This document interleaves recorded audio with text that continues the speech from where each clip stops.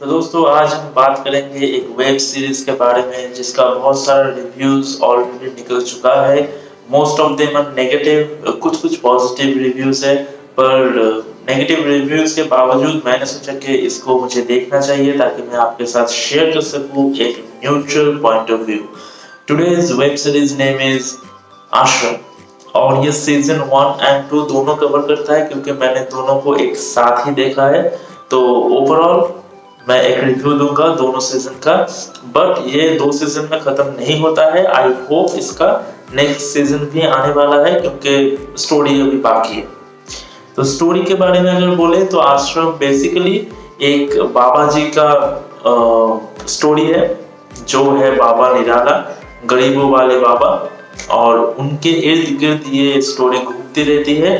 Political connections, उनके illegal activities, उनके जितने सारे भक्त हैं उनके साथ वो क्या करते हैं, कहाँ से इतना फंडिंग उनको मिलता है ताकि एक पूरा साम्राज्य वो बिछा के बैठे हुए हैं। उनका हॉस्पिटल चलता है आश्रम में मुफ्त में, एकदम स्कूल चलता है, कॉलेज चलता है, कुश्ती का अखाड़ा चलता है, सब कुछ चलता है उसमें। और उसके लिए किसी को कुछ भी पैसा देने की जरूरत नहीं होती है गरीबों को, इसलिए वो गरीबों वाले बाबा है। तो सुनने में बहुत ही अच्छा लगता है, पर क्वेश्चन उठता है कि इनका इतना सारा फंडिंग कहाँ से आता है, क्या इलीगल एक्टिविटीज के साथ ये रिलेटेड है, और पॉलिटिक्स में इनका क्या योगदान रहता है। तो ये पूरा मिशमैश होके एक स्टोरी फॉर्म करता है आश्रम, जिस सीजन 1 और सीजन 2। तो आइए देख लेते हैं इसका गुड एंड बैड एस्पेक्ट्स।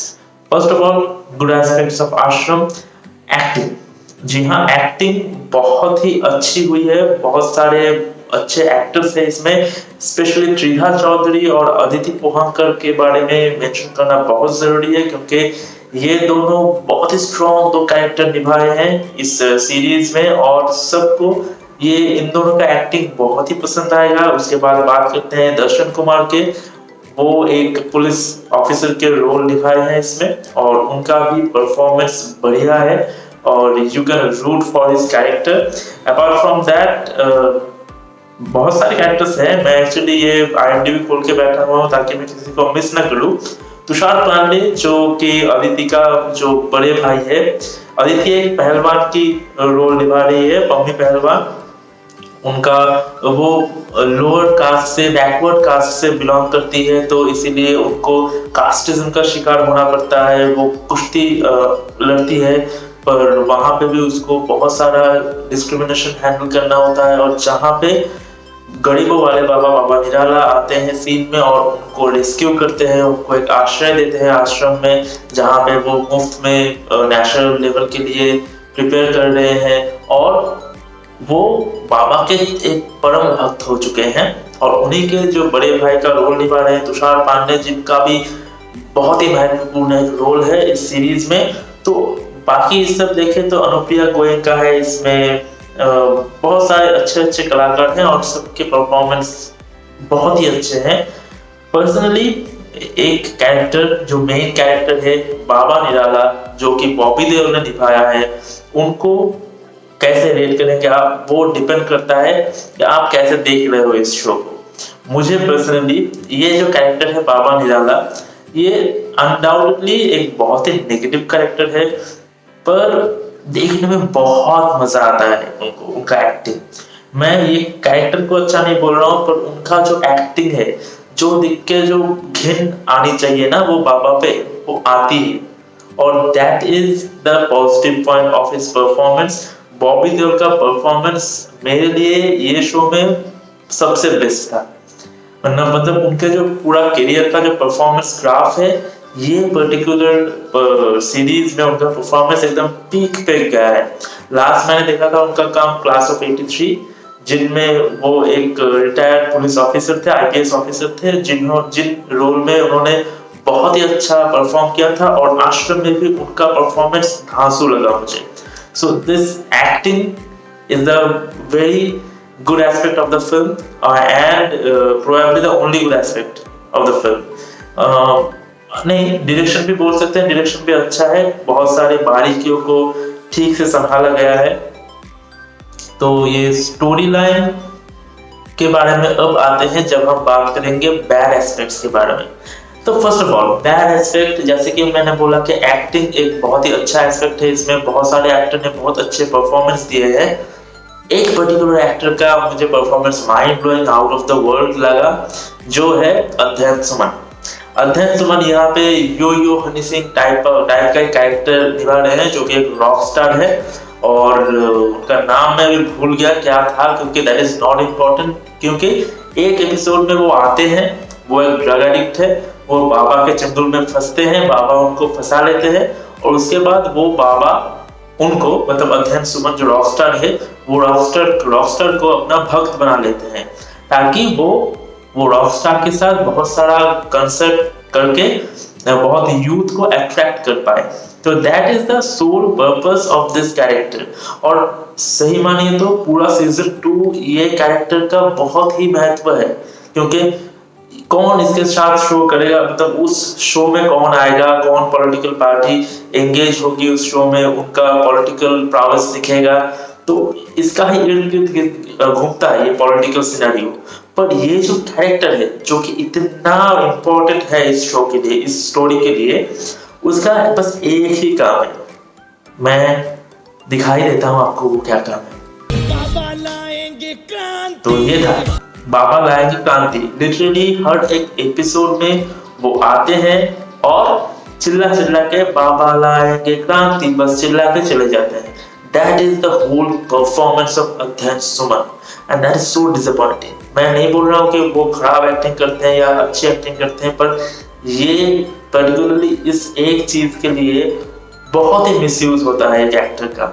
मतलब ये क्या था, और बहुत ही ज्यादा मीम बन सकता है उन पे। तो that is a very negative point. और सेकंड जो बैड एस्पेक्ट है उसका है स्टोरी लाइन ये वेब सीरीज का। देखिए सिंपल स्टोरी लाइन है, आप समझ ही गए होंगे कि ये ढोंगी बाबा है, और ये ढोंगी बाबा कैसे सबको मैनिपुलेट करते हैं खुद पावर में रहने के लिए, कैसे सबको एक्सप्लॉइट करते हैं, उसका ही इर्द गिर्द ये स्टोरी घूमता है। और पूरा स्टोरी अगर आप एक 10 या 12 एपिसोड का एक सीजन बनाते तो उसमें ही पूरा स्टोरी कवर होना चाहिए था, जो कि अभी तक 2 सीजन हो गया है और कंक्लूजन के आसपास भी नहीं पहुंचा है ये स्टोरी। तो ये स्टोरी छोटा है, पर इसको खींच के लंबा किया जा रहा है। That is a very negative point, क्योंकि एक टाइम के बाद सब कुछ रिपीटेटिव लगने लगता है। बावजूद के बहुत सारे अच्छे परफॉर्मेंस हैं, फिर भी स्टोरी के कारण ये बोरिंग लगने लगता है। That is a very bad aspect of the film, the web series के, इसका स्टोरी को बहुत खींचा गया है। एंड फाइनल बैड एस्पेक्ट, जो बैड है कि नहीं ये डिबेटेबल है, क्योंकि स्टोरी के हिसाब से यहाँ पे सेक्स का बहुत ही इम्पोर्टेंस है। क्योंकि ये जो बाबा है, इसका मेन जो नेगेटिव कैरेक्टर ट्रेट है वो है ये ठड़की है, ये है ठड़की बाबा। तो ये ठड़की बाबा क्या करते हैं, जितने सारे लड़कियां होती है आश्रम में जो उनको पसंद आते हैं उनको एक्सप्लॉइट करते हैं, उनका रेप करते हैं, और बहुत ही बुरे तरीके से इसको दिखाया गया है। पर दिखाया तो जाएगा क्योंकि that is part of the story and that is somewhere we can relate with that. In real life also this happens most of the time. पर अगर आपको दिखाना है कि ये बाबा एक्सप्लॉइट कर रहा है, ये इसको एक बैड लाइट में दिखाना है, उसको आप ग्लोरीफाई नहीं करोगे। हर एक एपिसोड में आप नहीं दिखाओगे कि एक लड़की के साथ एकदम बहुत ही अच्छे तरीके से सेक्स सीन शूट हुआ है उसको। मतलब अगर आपका 40 मिनट का एपिसोड है तो 5 से 10 मिनट तक का सेक्स सीन उसमें डाला ही जाएगा। तो ये बहुत ही फोर्स्ड रहा। जैसे कि मैं हर एक वेब सीरीज में बोलता हूँ, जो इंडियन वेब सीरीज होता है, most of them use sex scene as a tool to grab the eyeballs of the audience, and that is so wrong. If it is integral part of the story, which is justified for ashram to some extent, क्योंकि यहाँ पे sex scene यानी कि ये जो rape हो रहा है या एक्सप्लॉइट हो रहा है वो दिखाना कहीं कहीं पे जरूरी है। नहीं भी दिखा सकते हैं पर दिखा भी सकते हैं। और अगर आप क्रिएटिव लिबर्टी को नजरअंदाज नहीं कर रहे हो तो ये प्रॉब्लमेटिक चीज होती है, क्योंकि अगर आप सेक्स सीन दिखाना चाहते हो तो कितना तक आप दिखाओगे वो डिपेंड करता है। अगर आपका सोल इंटेंशन होता है कि आप सेक्स सेक्स सेक्स भर दोगे उसमें, तो प्रॉब्लम हो जाती है। और वही प्रॉब्लम हुआ आश्रम के लिए, क्योंकि आश्रम में ये जो सेक्स सीन दिखाने का रीजन तो है, पर जितना लेवल पे दिखाया गया है, जितना ग्लोरीफाई करके दिखाया गया है, उसका कोई मतलब नहीं बनता है। इसको सिर्फ यूज किया गया है ताकि ऑडियंस और देखे इस शो को for those sex scenes, not for the story, not for the acting. जाके एक्टिंग बहुत ही मजबूत है, लोग उसकी तरफ ध्यान ना देके सेक्स सीन्स की तरफ ध्यान देंगे, और ज्यादा लोगों में और ये बात फैलेगी और लोग देखेंगे। तो that is a very very very bad thing. और आई थिंक कि most of the negative reviews इस शो को इसीलिए मिले हैं क्योंकि इन्होंने इसको मिसयूज किया है, like most of the web series in India. So that is a very negative thing, and for that, the director of the show, Prakash Jha, should be ashamed because this is not expected of him. So ये था good and bad aspects of आश्रम। तो अभी एक line में बोला जाए तो आश्रम एक average to below average web series है, जहाँ पे बहुत ही स्ट्रॉन्ग परफॉर्मेंसेस है, एक दो को छोड़ के, लाइक अध्ययन सुमन कैरेक्टर। बट बाकी जितने सारे कैरेक्टर्स निभाए हैं, जितने एक्टर्स बहुत ही अच्छे तरीके से निभाए हैं, पर इसको इतना खींचा गया है कि आप ये 2 सीजन में जो 17 एपिसोड्स है, ये जस्टिफाइड नहीं है।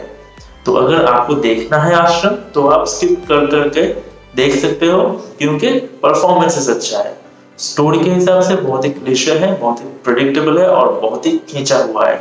तो अगर इसको रेट करना चाहें तो इसको 2.5 आउट ऑफ 5 दे सकते हैं, क्योंकि ये average to below average category में रहता है।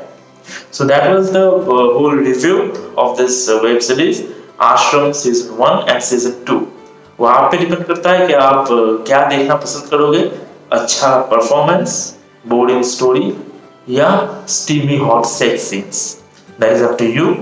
तो अभी के लिए बस इतना ही, आएंगे वापस नए कुछ रिव्यू के साथ, नए कुछ वीडियो के साथ। बहुत सारा प्लान्स है हमारे पास ऑलरेडी।